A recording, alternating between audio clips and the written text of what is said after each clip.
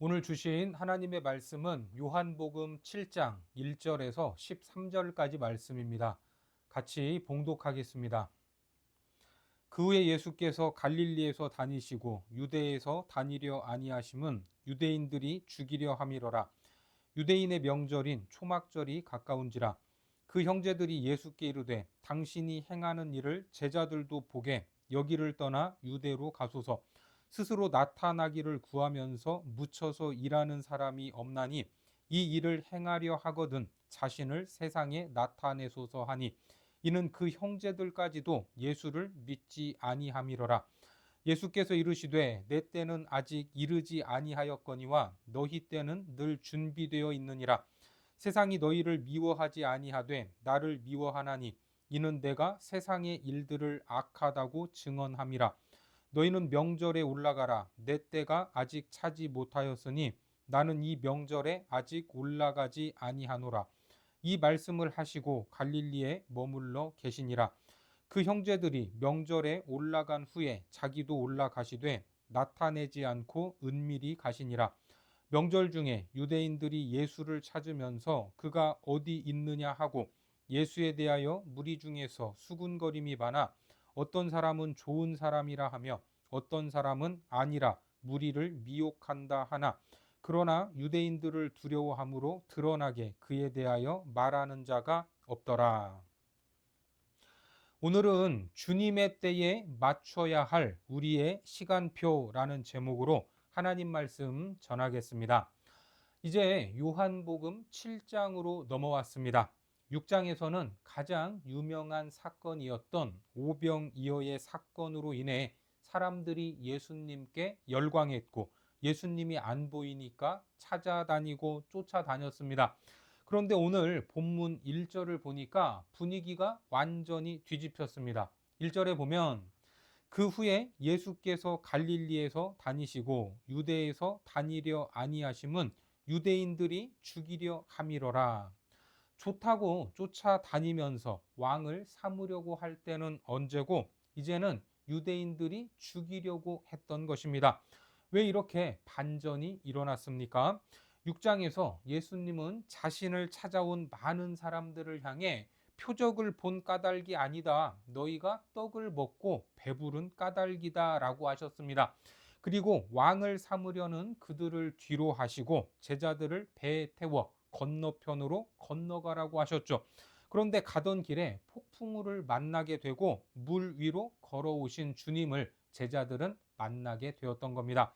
그렇게 바람과 파도를 잠잠케 하신 후에 제자들과 함께 가버나움으로 건너오셨습니다.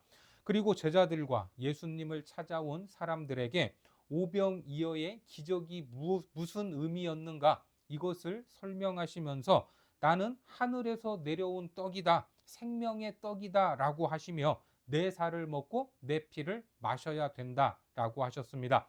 이러한 영적인 내용에 대해서 이해하기가 쉽지 않았던 것은 제자들이나 사람들이나 마찬가지였습니다. 요한복음 6장 60절에 보니까 제자 중 여럿이 듣고 말하되 이 말씀은 어렵도다 누가 들을 수 있느냐 한데, 결국 많은 사람들이 주님을 떠났고 제자들이 남았는데 그때 주님은 제자들에게 뭐라고 했습니까? 너희들도 나를 떠날 거냐? 하지만 베드로가 이 순간에 위대한 고백을 남기게 됩니다. 영생의 말씀이 주님께 있는데 우리가 누구에게로 가겠습니까? 그런데 예수님을 찾았던 많은 사람들은 이미 떠나 버렸던 겁니다. 요한복음 6장 66절에 그때부터 그의 제자 중에서 많은 사람이 떠나가고 다시 그와 함께 다니지 아니하더라. 그냥 밥이나 주면 되지. 무슨 말도 안 되는 소리, 어려운 말만 하면서 우리가 잘못 알고 있다라고 또 틀렸다라고 하고 무슨 자기 살을 먹고 피를 마셔야 한다는 말도 안 되는 소리를 하니까 이것이 도무지 무슨 소리인지 알지 못하겠다 하면서 하나둘씩 떠났던 것입니다. 이런 분위기에서 이제 6장에서 7장으로 넘어오게 됩니다. 그래서 오늘 1절에 보면 그 후에라고 시작을 하는데 시간적으로는 최소 6개월 이상의 차이가 납니다. 그 근거는 초막절이라는 절기 때문입니다. 2절 말씀에 보면 유대인의 명절인 초막절이 가까운지라. 6장의 배경에서는 유월절이 있었죠. 유월절은 우리 달력으로 하면 4월경이고 초막절은 10월경에 있으니까 6개월의 차이가 있다고 볼 수 있습니다. 그 사이에 무슨 일이 있었는지는 성경은 침묵하고 있습니다. 우리가 잘 알고 있듯이 초막절은 출애굽한 이스라엘이 광야 생활 40년의 생활을 할 때 천막을 치고 살았던 그 어려웠던 시절을 기억하는 겁니다. 한마디로 초심을 잃지 말자라는 그런 의미를 담고 있습니다. 멀쩡한 집에서 살다가 텐트를 치고 살려면 불편하고 힘이 듭니다. 이것이 초막절입니다. 그리고 여기에 누가 등장을 하냐면 예수님의 형제들이 등장을 합니다. 본문으로 가서 3절을 보겠습니다. 그 형제들이 예수께 이르되 당신이 행하는 일을 제자들도 보게 여기를 떠나 유대로 가소서. 여러분, 예수님의 동생들이 형님에게 하는 말입니다. 이 말이 어떻게 들립니까? 좋은 말로 들립니까? 아니면 다른 의미로 들립니까? 7장으로 넘어오면서 예수님을 죽이려 하는 유대인들이 나오는데 우리가 잘 알듯이 율법사들과 바리새인들이 그러지 않았습니까? 그런데 이런 분위기에서 누가 가장 먼저 등장하는 사람은 예수님의 동생들, 그 형제들이었습니다. 다들 예수님의 동생인데 지금 이 동생들이 예수님을 향해 유대로 가라고 합니다. 그런데 유대는 1절에서 봤듯이 유대인들이 죽이려고 했기 때문에 예수님이 일부러 가지 않았던 곳입니다. 유대는 중앙에서 권력 있는 자들이 사는 곳으로 가면 죽게 생긴 그런 분위기를 예수님은 알고 계셨습니다. 그런데 동생들은 거기로 가라고 하고 있습니다. 더군다나 초막절, 유대인의 3대 절기 중 하나인 초막절이 다가와서 많은 사람들이 예루살렘으로 모여들던 시기였습니다. 그러면 거기로 가라고 하는 이유가 무엇입니까? 4절에 보니까 스스로 나타나기를 구하면서 묻혀서 일하는 사람이 없나니 이 일을 행하려 하거든 자신을 세상에 나타내소서 하니. 얼핏 보면 형을 엄청 생각하는 것 같습니다. 형님, 사람들이 형님 좋다고 쫓아다니고 그랬는데 어차피 그 일을 계속 하실 거면 이 시골 갈릴리에 있을 것이 아니라 중앙무대가 있는 유대로 가면 더 좋지 않겠습니까? 더군다나 사람들도 몰려드는 이 시기, 이 기회를 살려서 가면 좋지 않겠습니까? 이런 뜻입니다. 정말 형을 생각해서 하는 말처럼 들립니다. 그러면 동생들은 형님인 예수님의 말을 잘 믿었습니까? 아니, 믿어서 이런 말을 한 것입니까? 아닙니다. 본문 5절에 보니까 이는 그 형제들까지도 예수를 믿지 아니함이로라. 그렇습니다. 믿지 않았습니다. 그러니까 무엇인가 생각해서 하는 말처럼 들리긴 하는데 여기에는 뭔가 좋지 않은 무엇인가가 섞여 있는 겁니다. 왜 그렇습니까? 우리가 복음서를 보면 가족들이 예수님에 대한 소문을 듣고 걱정하는 장면이 나옵니다. 미쳤다라는 소문이 들리기도 하고 무슨 말도 안 되는 소리를 하고 다닌다라는 말이 들리기도 하고 집에도 잘 안 들어오고 그래서 가족들이 찾아 나서게 되죠. 그런데 뭐라고 말했습니까? 마태복음 12장 48절과 50절에 보면 말하던 사람에게 대답하여 이르시되 누가 내 어머니며 내 동생들이냐 하시고 누구든지 하늘에 계신 내 아버지의 뜻대로 하는 자가 내 형제요 자매요 어머니이니라 하시더라. 가족들이 이 말을 들었을 때 얼마나 섭섭하고 황당했겠습니까? 형이 이러고 다니면서 섭섭하게 하는데 어릴 적부터 같이 커왔던 동생들이 형을 메시아로 받아들일 수 있겠습니까? 성장 과정이 자기들하고 같았을 거 아닙니까? 한 집에서 같이 먹고 자고 생활하면서 아버지 일도 도왔는데 어느 날 갑자기 형이 밖에 나가더니 사실은 말이야, 내가 하늘에서 온 메시아야. 이렇게 이야기를 한다면 이것을 쉽게 받아들일 사람이 누가 있겠습니까? 차라리 모르는 사람이라면 더 쉽게 믿었을 수도 있습니다. 그러니까 형제들이 믿지 않았다 하는 것은 안타깝지만 어쩌면 당연한 일이었습니다.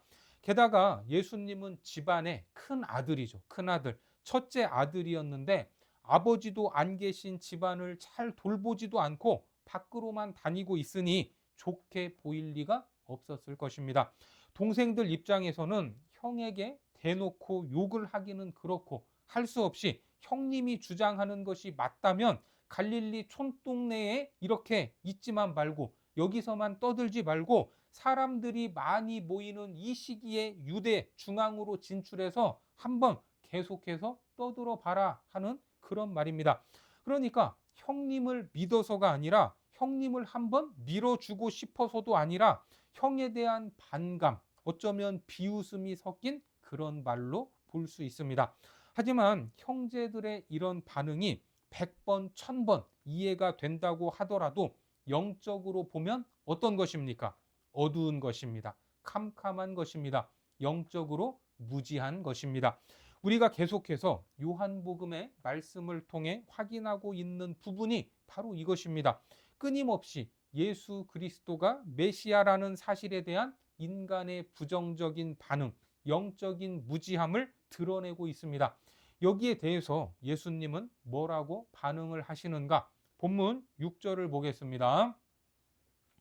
예수께서 이르시되 내 때는 아직 이르지 아니하였거니와 너희 때는 늘 준비되어 있느니라. 여기에 때라는 말이 나오는데 여러분들이 많이 들어보셨듯이 헬라어에는 때라는 말이 첫째로 그냥 흘러가는 시간은 크로노스라고 합니다. 둘째로 어떤 시간에 의미적인 무엇인가가 있다면, 목적이 있다면 카이로스라는 단어를 사용합니다. 예수님이 말씀하시는 이 때는 카이로스의 때를 말합니다. 요한복음에서 예수의 때는 아버지로 돌아갈 때를 의미하는데 왜 돌아가십니까? 보내신 분의 뜻을 다 완수했을 때 돌아가기 때문에 그때는 죽음의 때이기도 하고 영광의 때이기도 합니다.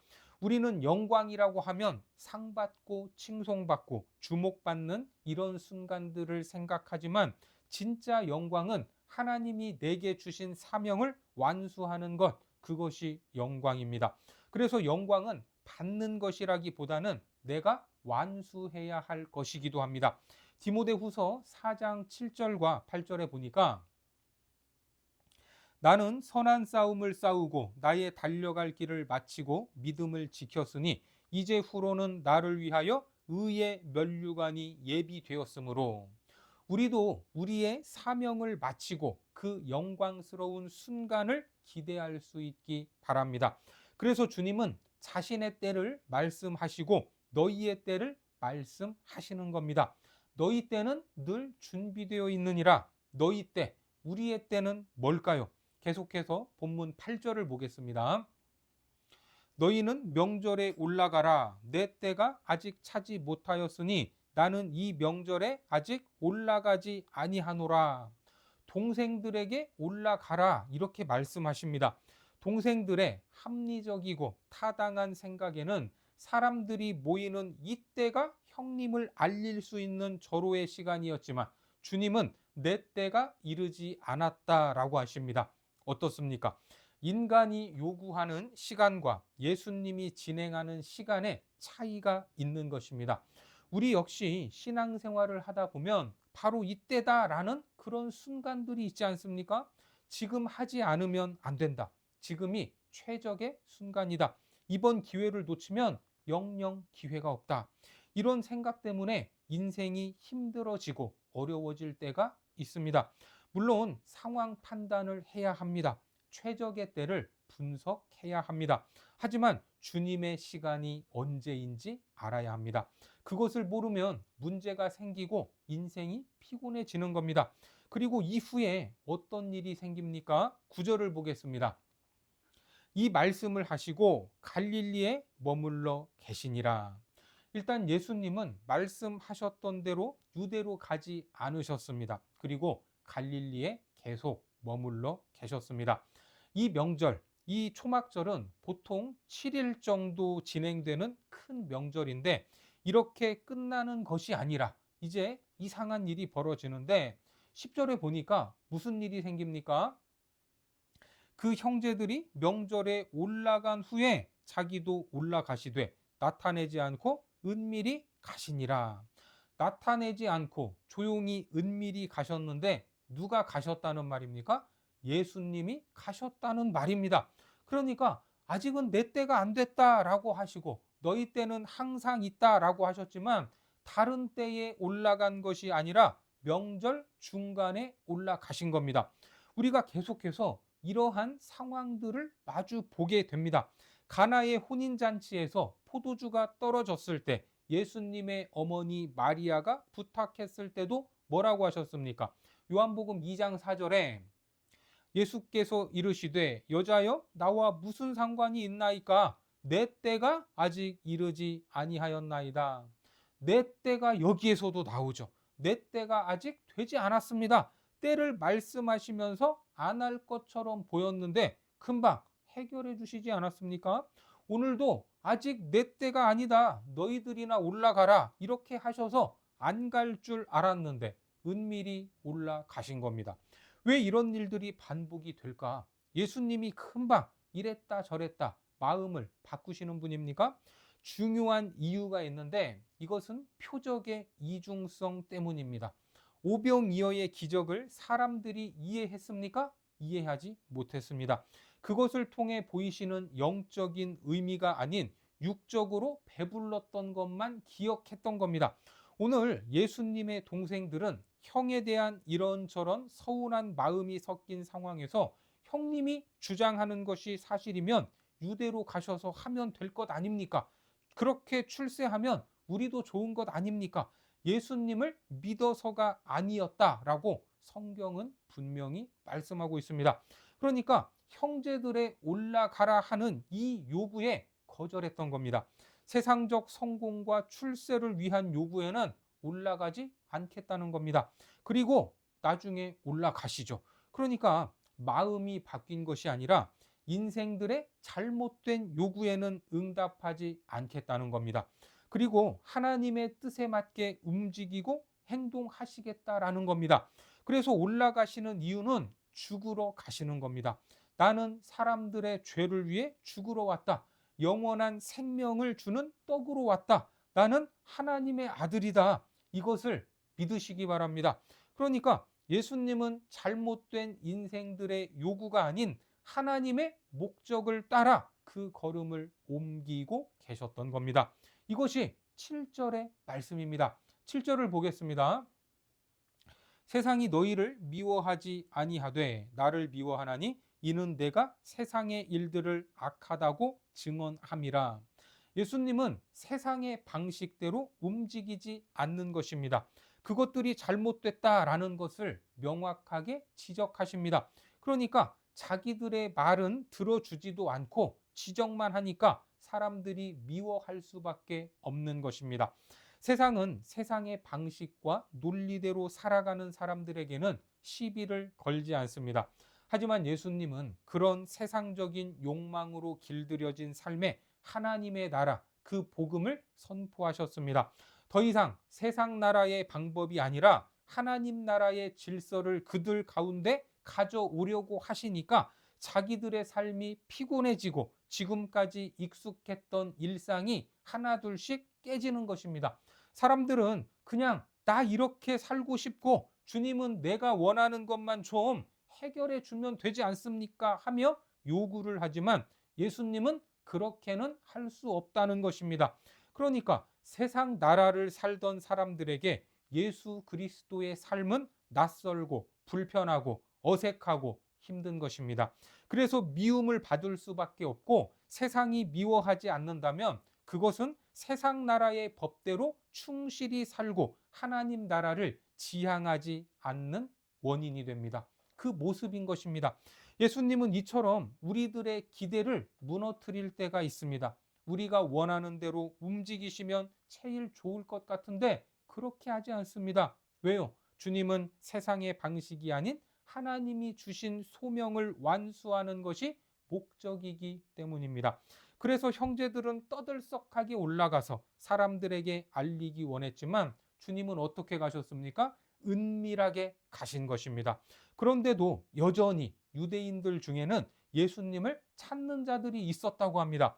본문 11절에 보니까 명절 중에 유대인들이 예수를 찾으면서 그가 어디 있느냐 하고, 여기서 그가 어디 있느냐, 이것은 미완료 시제로 기록이 되어 있는데 아직 행동이 완성되지 않았다는 뜻이죠. 그러니까 예수님을 찾는 행동이 계속되고 있었다라는 그런 의미입니다.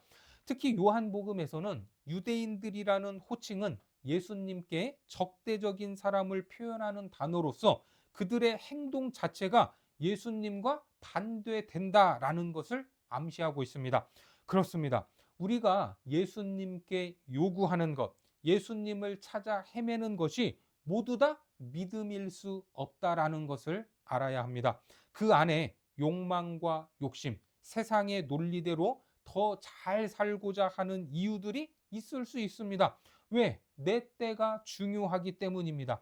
내가 원하는 때, 내 판단의 최적의 때에 주님이 움직여 주시고 맞춰 주시기를 원하는 것입니다.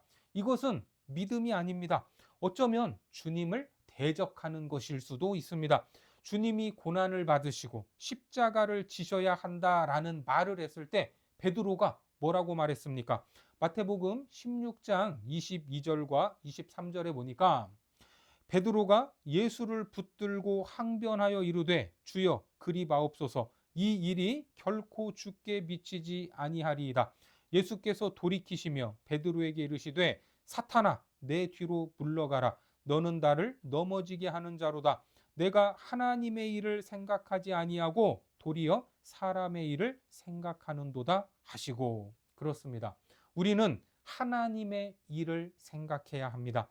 내 때가 아닌 주님의 때를 기준으로 기다리고 인내하고 순종하고 반응할 수 있기를 바랍니다.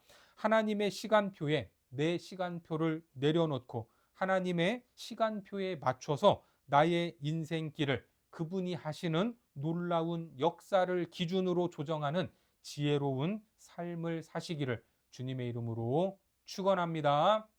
기도하겠습니다. 하나님, 우리의 신앙생활 속에서 바로 지금이 기회요, 절호의 순간이라고 생각할 때가 있지만 내 생각과 욕심에 사로잡힌 것은 아닌지 돌아보기 원합니다.